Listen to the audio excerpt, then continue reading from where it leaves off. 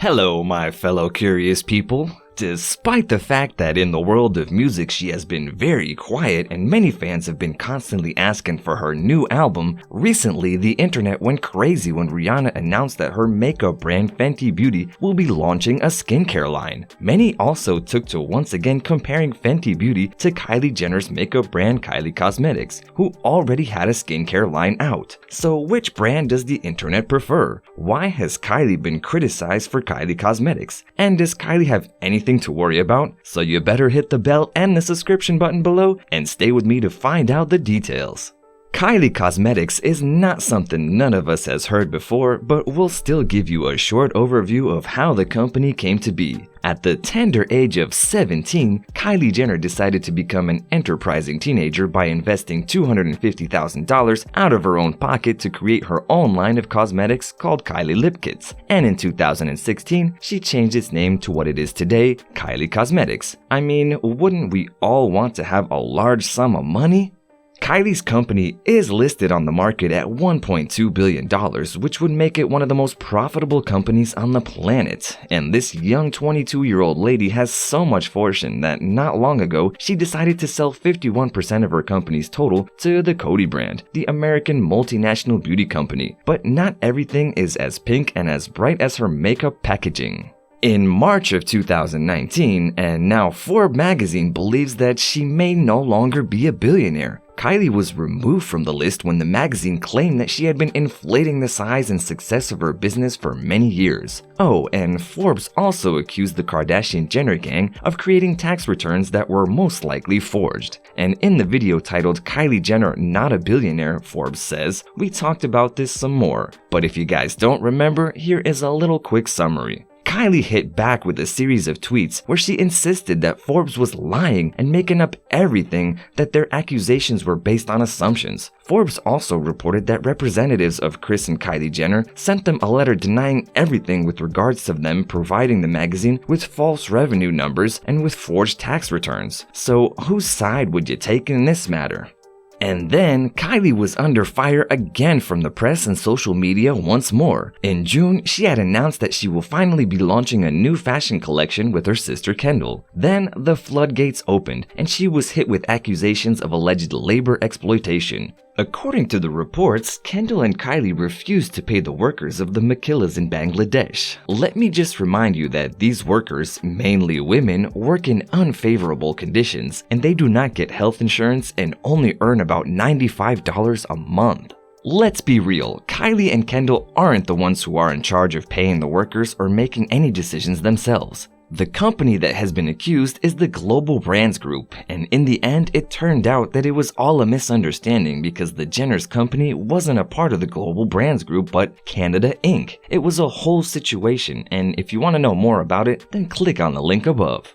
Oh, and while we're talking about awful working conditions, soon after the launch of the makeup company, the factory staff that produces Kylie Cosmetics took to the website Indeed to air their grievances about the conditions in which they work in. The employees that are based in Spatz Laboratories in California claim that they worked in conditions similar to those of sweatshops, which included long hours, early days, unclean environment, and too many people in one space. And what about the consumers of the makeup? Well, not all of them were all too happy. When the Royal Peach eyeshadow palette was launched, at least 15 people filed complaints with the Better Business Bureau that they could smell chemicals and glue when they opened their palettes. And one customer compared the smell to that of spray paint or paint thinner, and they also complained that they started experiencing horrible headaches soon after they opened it. Not exactly what you want to hear about a product you're supposed to be putting on your eyes, right?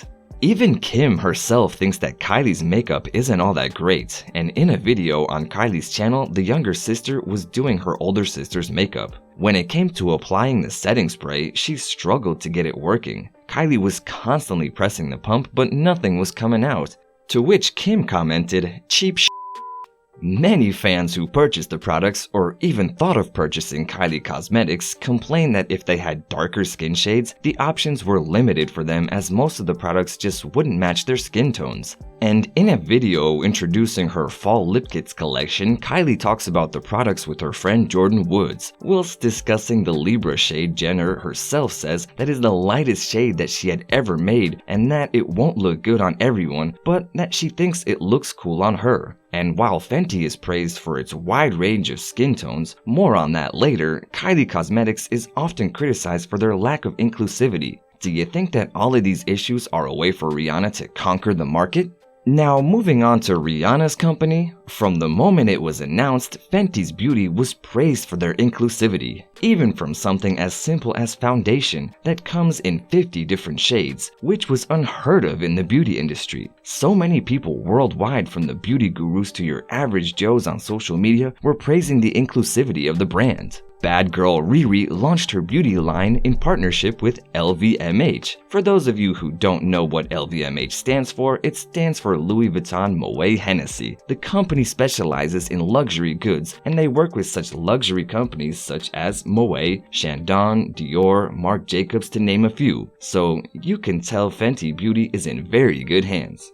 Speaking about the company, Rihanna said that she wanted women of all shapes and races to feel included, and that was the most important thing for her when choosing the shades. One beauty vlogger said that it melted her heart when she went to Sephora and saw other dark-skinned girls getting matched in that foundation. Have any of you had problems matching the right foundation color before? And did you find the right product for you amongst the Fenty Beauty foundations? But that wouldn't be the first time that Rihanna made sure to be diverse and inclusive. For her fashion shows, the singer makes sure to feature models of different colors, genders, and sexual orientations so that everyone feels included, which is what more and more people are calling for nowadays, understanding the importance of inclusivity. However, Rihanna was not prepared for the reaction that her makeup line received. The singer said that she was shocked by what people were saying to her, and in an interview for British Vogue, she said that she was confused that people thought her inclusivity was just a marketing strategy. She also added that it is disappointing that such an inclusivity is seen as groundbreaking right now, and that to her it was normal. There haven't been too many negative reviews with regards to Fenty Beauty, though the criticism can come in many shapes and sizes. When Rihanna published a photo announcing that the foundation was back in stock, one fan voiced her annoyance in the comments saying, "Girl, 6 months later?" The singer, however, turned to a fun and friendly exchange by replying that they had overstocked for 4 months plus, but what can she do when everybody loves the product? She also added the question, "Also, what's your shade, sis?" hinting that maybe she was planning on gifting this impatient fan some makeup from her line. In an interview with Times, Rihanna said that she never would have anticipated the emotional connection that women are having with the products and the brand. And speaking about this, she said some are finding their shade of foundation for the first time, getting emotional at the counter. That's something that I will never get over. The reason for that, for the first time in their lives, many women are getting matched, is one of the reasons why Fenty Beauty is so popular. From the darkest skin tones to the lightest, there is a high chance that everyone will be able to find a foundation that will match them.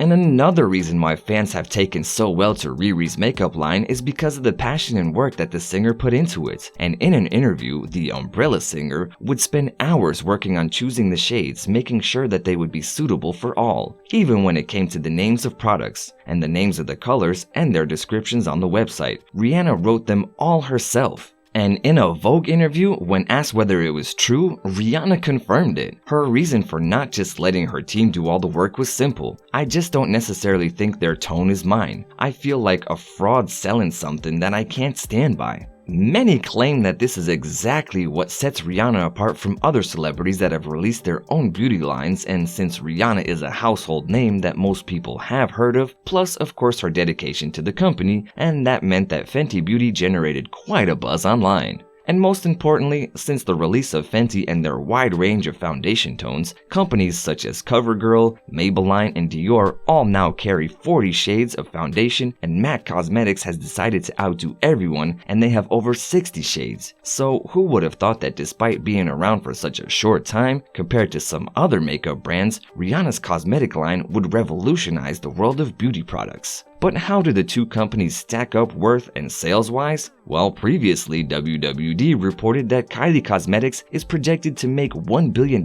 in sales by 2022, which is an insane amount of money. And do you know what else is insane? The fact that Fenty Beauty is projected to outsell Jenner Cosmetics line. Also, not to mention that despite Jenner's makeup company coming in at the top in terms of yearly sales, in its first month, the sales of Fenty Beauty were 5 times higher than those of Kylie Cosmetics in her first month. So at that moment, it seems that Jenner's company has more sales, having been around for longer, but it is clear to see that there is a much bigger buzz around Fenty. And a fun fact for you, WWD's research also showed that Fenty Beauty customers spend more on beauty products as a whole. Reportedly, they spend an average of $471 per year on makeup, compared to Kylie Cosmetics customers who spend an average of $181. Now that is a big sum of money to be spent on makeup per year. So it seems that Kylie now not only has her sisters to compete with, but also Rihanna, and if those reports by WWD are anything to go by, Fenty Beauty might soon outsell them all. So watch this space to see what the future holds for both of the ladies and how else they might revolutionize the makeup industry. So my curious people, what do you think? Which makeup brand do you prefer? And do you think that Kylie will have her work cut out for her now that Rihanna has stepped onto the makeup scene? And as always, don't forget to like and subscribe, and I will see you guys soon.